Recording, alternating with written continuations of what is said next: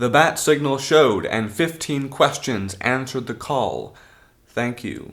We may begin.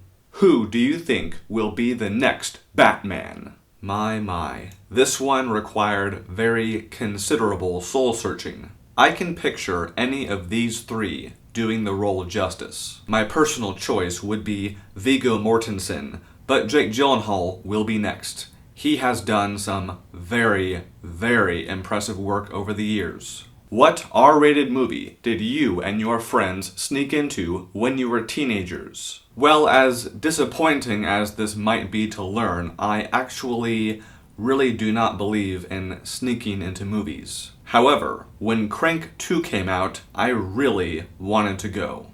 I was so self-conscious and terrified of being carded for not being 17 or over. But my friend goes, look, all you have to do is act like you are 17. If you can convince them, no big deal. But if you look like you're afraid of being carded, then what do you think's gonna happen? So somehow, I bucked up the courage and we got in, and I felt like a total badass. And then we saw the movie, and it was horrible. What are your thoughts on net neutrality, or lack thereof, for the USA and the world for the future? So, confession, I had to look up what net neutrality was. That's how in my own world I am. Net neutrality preserves our right to communicate freely online. Does everyone use the internet for good? No, but I think with net neutrality in effect, we have a better chance of inspiring and bringing people closer together. Therefore, it must be maintained. What TV show that you really enjoyed got canceled and never got a proper series finale? Well, thankfully, none of the shows I've enjoyed over the years personally have been abruptly canceled. But one that I watched after it aired that got canceled was Firefly. This was after the Avengers came out, and I was curious about what Joss Whedon had previously done. One of my friends told me to watch Firefly and prepare to have my heart broken by the end.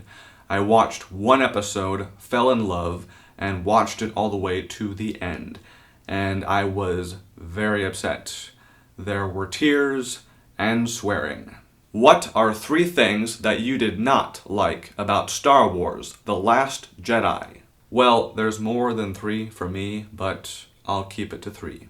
After the opening scene, Poe Dameron may as well not be in the movie. That very important character that Poe and Rose have to find, according to Maz, is forgotten about instantly right after they spot him. And we still have no clue who Snoke is. What would you give as Star Wars Episode 9's official title? I am going to take inspiration from The Dark Knight Rises and say, Rise of the Jedi. Side note, individual reviews are in the works. They will be made and released once I figure out how to make them special. What is your favorite live-action interpretation of the Batman costume suit, and how would you rank the Batman costume suits from worst to best? The suit needs to say, I am the Batman. It needs to intimidate. I have 2 favorites. It's the first one I saw in action, and I've gotta believe it's partly why I fell in love with the character. Batman can finally turn his head. From worst to best, based on my personal preference: Lewis Wilson, George Clooney, Adam West, Val Kilmer, Ben Affleck, Christian Bale, Michael Keaton, Christian Bale. Which actors would you cast for new versions of the Penguin, the Riddler, and Mr. Freeze in new Batman films? With any actor taking on these roles, I need to be able to take them seriously. That is key. When I think of the Penguin today, I picture the game version. Depending on the director and the desired look, you might go motion capture or makeup to help bring the character to life. I would opt for makeup. And I'm thinking Timothy Spall. My gut tells me he would own the monocle, the cane, and the cigar. The Riddler is obsessed with being smarter than Batman. If Batman can crack his riddles, they aren't good enough. Physically, the guy is a twig. So I'm thinking Christian Coulson. The physicality is right, his eyes are piercing, plus he played a man called Tom Riddle. Tell me that's not foreshadowing. When I make my Batman movie, I want Mr. Freeze. I would love to give fans a Mr. Freeze they can enjoy and take seriously. I want to do for Mr. Freeze what Nolan did for Bane. Wash the bad taste out. A fresh interpretation that's very intense, very exciting, very intimidating. My pipe dream is Daniel Day-Lewis. Not only does he look the part, but you know he would live in an actual freezer to get in character. There are health risks with that, but he would embrace it. And I would love him for it. Michael Fassbender. He plays tragic oh so well, and I think he would absolutely own the bald look. Also, just in case you're wondering, I would cast Bill Skarsgård as the Joker. Why him? One word. November 2019 will mark Daniel Craig's final film as James Bond. How many appearances should the next person have? What should the 2022 60th anniversary story be about? And which studios should own the rights to the new films? I like the idea of 3 appearances. For the actor's sake, they won't be known for just that role. As far as plot, why not go back to classic Bond? Like, make Moonraker with the actual plot of Moonraker. The story takes place entirely in Britain and involves a nuclear missile intended to detonate in London. Although, I must be honest, I crave young Bond. In a perfect world where I happen to be British, I co-produce, direct, and edit that movie. Shoot the whole thing on IMAX. Hoyte van Hoytema would be my cinematographer. And if I was not allowed to edit, Lee Smith would be my guy. Oh, and Warner Brothers would own the rights. They are my favorite company, and they work with Nolan. You really can't go wrong. What are your thoughts on The Matrix being rebooted? I say this as an optimist who only ever wants the fans to be pleased. Don't do it. The Matrix inspired so many filmmakers. And the way I see it, the reboot comes out and fans go back to the first one to wash the bad taste out and try and forget the reboot was ever even mentioned in conversation behind closed doors. So put all of that money and creative energy into an original project.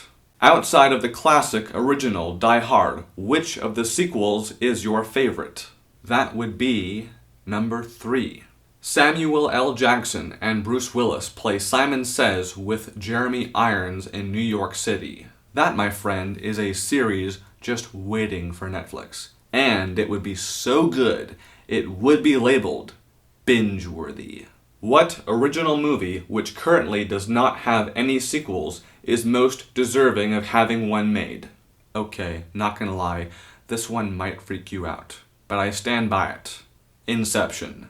If you are a fellow Nolanite, that idea is sacrilegious. But here's my thinking. Putting aside the quality of the storytelling after number 1, if we just had the first movie, we would not have movies that allow us to simply enjoy the world of The Matrix. I love Inception with all of my heart. But with every viewing, you must re-listen to the rules of the world, and I would love a sequel where everything has been established. We know the rules. Now enjoy a brand new story, exposition free. Who is your favorite action star of the 2010s?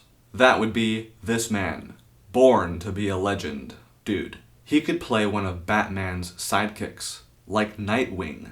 Batarangs crossed. What are your thoughts on the new 2018 Halloween movie? Okay, confession time. I have never seen any of the Halloween movies. But my girlfriend is, so I asked her this exact question. And she gave an answer that I am confident would be my own if I were also a Halloween/horror movie fan. I'm excited, and as long as they don't just kill Jamie, I'm good. But oh yeah, the writer. I'm unsure about, just because it does not seem like he's done horror, Like it's all what I call frat boy comedies, and when it comes to Halloween, no one can do it like John Carpenter and Deborah Hill. Well said, Batgirl. Well said. What do you make of Disney buying out 20th Century Fox? Well, initially, you might think that everything, property-wise, will go to hell in a handbasket now, but I am optimistic there will be a rising quality over everything that gets made. Think of it this way. George Lucas signed over Star Wars, and then we got 3 movies far more inspiring than these. Plus, think of the crossover possibilities. Dude, thank you for your time, and please, be well.